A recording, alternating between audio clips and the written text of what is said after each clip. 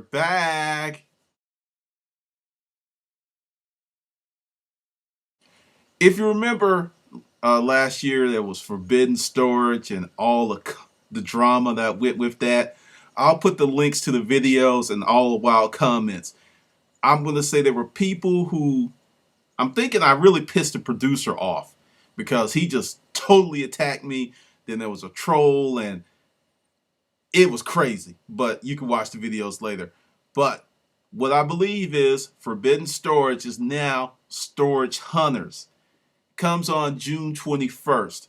So that's 1, 2, 3 storage unit auction shows. And I think there'll be more. I think there'll be a lot more. And this is just wild. It's like the resale business is like on fire because all the stuff that's coming, this crazy stuff that's coming, this fall is going to be all over the place, which just says that this is hot, hot, hot. And for all of you folks who went ahead, got my book in 2009 and worked your asses off and built your business, you're going to reap the benefits because, yes, there's a ton of people coming out. There's crowds. It's hard. But one of the things that I've noticed, because I talked to a few people that still talk to me in town there in the storage auction business, is all the people that did the right things with their business are still in business. The folks that were fly by night or I buy on Tuesday and I try to sell on Wednesday types, because I keep telling you, there's certain items you just do not need to be in a rush to sell. There was things I sat on because there are 4 huge auction days in the year. 1st of July, Memorial Day, Labor Day, and New Year's Day. Just big for some reason. And sometimes you'll be holding on to stuff for months, but it's worth it. So, this whole buy, flip, that type of business model in the storage auction business is detrimental to your wallet, and it keeps you chasing that dollar versus building your business. Understand, you have to chase paper, but let's do it in a structured way. But as I was saying, the business has to be huge for all these shows that are coming on about picking, storage auctions, estate sales. It is essentially trash to cash is a passion now. And I think this is just going to be really, really huge. And what's funny, we've been here before. This is how America used to be. Every town had a bunch of small business people that served that town. And that's what we're getting back to. You still have the big box Walmart and Home Depot. And actually, Home Depot sales for this quarter are down due to the prolonged winters and the floods and the devastation. So there's a lot of stuff that's going on. So everything's getting pushed down, to that local level for this type of stuff. Now, for some of you, you're going, oh, hell. Calm down. It is actually opportunity. I used to work for this company called Rent-A-Crate, the complete moving system. I still know the sales pitch. And there was a time that the warehouse was slap empty. I was the first employee they hired here in the Atlanta region. And I called up to Waltham and I was like, hey, look, we don't have any crates. Got people calling, need orders. And, I'm like Chicken Little, running around, my head just cut off. And they were like, hey, calm down. I was like, what? Calm down. And they were like, this is a good thing. This is a chance to sweat the crates. And it's like, sweat the crates. What the hell is that? Because, they had their own internal lingo and I was still absorbing that. So they said, do this. Get on the phone, call up everybody that we've got crates out to and see who's finished and who's not. Did that, and essentially the driver went around and collected the crates.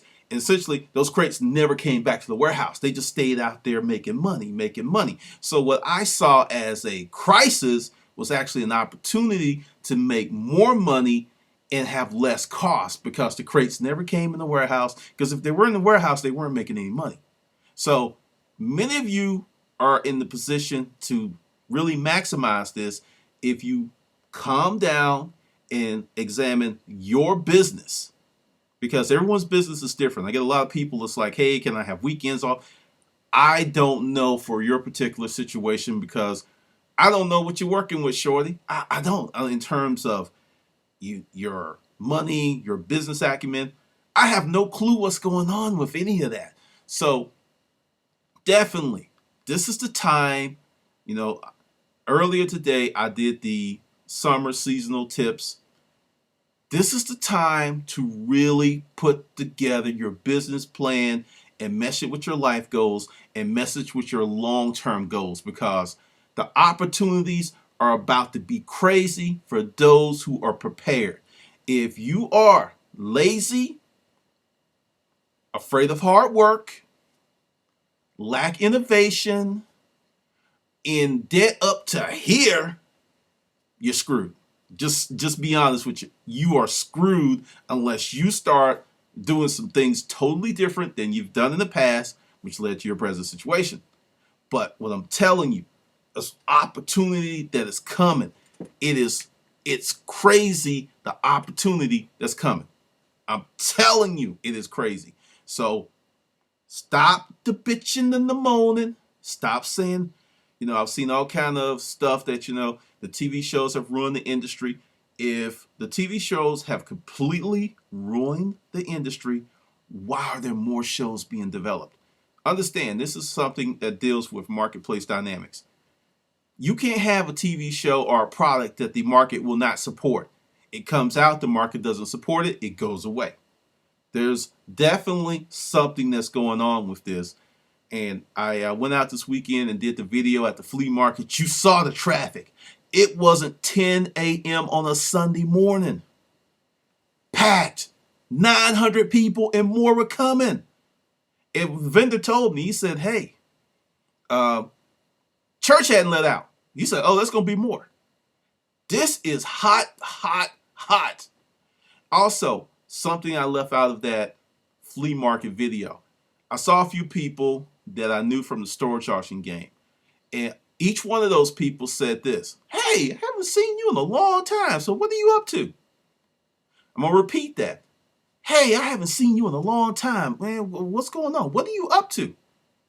Remember when I said that a lot of people in the storage auction game do not conduct research, do not innovate, do not seek self-education or continuing education ways to improve their business outside of what this veteran may have share with them or this veteran may share with them. They don't really research this business. I'm telling you, that's going to be 90%, because if they just did storage auctions, went in Google and went storage auctions, they would have found out what I've been up to for the last 2 years. They didn't know. That's your competition, the status quo. So, just work out this roughness, because it is rough. But as you sit there and you stay in the game, and I say don't opt out. Okay, if you don't want to spend a lot of money, I say still go, still do your research, still check on the auction, still keep your nose in there, because if you are on the sidelines, no, you're not even on the sidelines. If you're at home and the rest of the team on the sidelines, you're going to miss something. This is something I actually did a video called Auction Fatigue, because one of the things the shows do not show is you could be out all day, 8, 10, 12 hours looking at junk, not buy a thing. And it's very, very boring. There's this thing called storage auction poker that a few people here in town developed years ago just to pass the time, because it's so boring. Because the actual auction process is very quick. Manager goes in the office, do the due diligence, conduct the paperwork, bam, they outside. If they've got 6 units, the auction may be over in 10 to 15 minutes. If it's 20, 30, may take a few hours depending upon the crowd. But you're going to spend hours waiting before the auction and after the auction, for people to pay and everything. So it's a long, arduous, boring process until you buy something.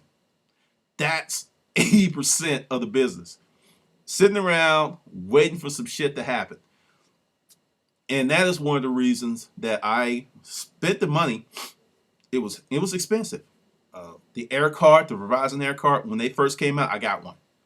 It was $100 for the Air Card, $70 a month for the service, and it paid for itself the first week, because I was able to conduct several eBay deals, and people's like, he's anti-social, he's anti. Because I'd be in my car doing deals because when you're out there, and this is before smartphones, you were so disconnected. You had to get on the phone and call someone to get some information, and it's filtered.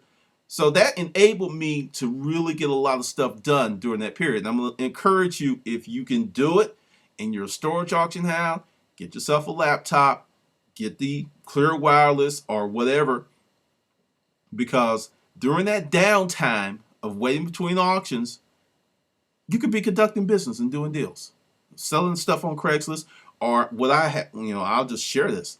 Many times when I bought what I call a 25% unit, that's like it's 25% full, where you can get in there and take pictures.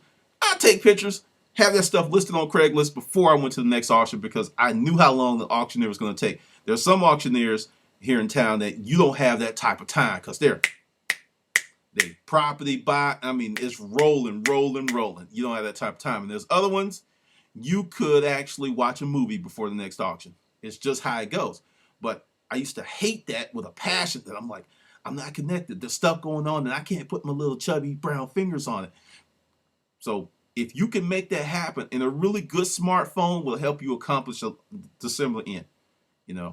I have the Evo, or if you get an iPhone, browsers. I mean, and just a tip, whenever you're out in public and you have to do something, I always conduct personal business, such as accessing my bank account or going into any of my money making online accounts from my phone. I do not do that with the free Wi-Fi. No. No, there's too much that can happen. But my phone, to go in, boom, boom, boom, and hey, it's a done deal. So that's just your friendly tip today. But Storage Hunters, June 21st, I'm going to be watching, and I'm going to do a review. I have a feeling it's going to be just as trashy as Forbidden Storage, but let's keep hope alive. All right, this is Glendon with Making Money with Storage Unit Auctions.